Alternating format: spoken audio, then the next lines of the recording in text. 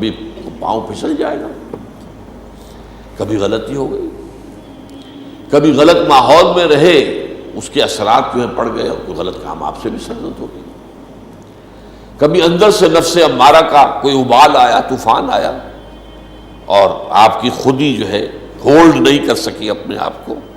اور آپ بہہ گئے۔ لیکن اس کے فوراً بعد اس کیفیت سے نکلتے ہی اگر انسان کی طبیعت کے اندر پشیمانی پیدا ہو گئی، یہ میں کیا کر بیٹھا، یہ مجھ سے کیا ہو گیا، یہ مجھ سے غلطی ہو گئی،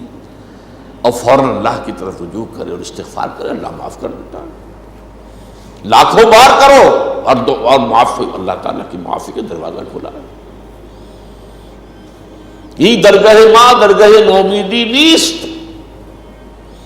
یہ میری درگاہ جو ہے نا امیدی والی نہیں ہے۔ 100 بار اگر توبہ شکستی، بعض اگر 100 مرتبہ پہلے توبہ توڑ چکے ہو تو پھر آؤ، پھر توبہ کرو، توبہ کا دروازہ بند نہیں ہوتا۔ معلم یغرغر، جب تک کہ موت کے آثار شروع نہ ہو جائے، اور جس کو ہم کہتے ہیں گھنگرو گلے میں بولنے لگے،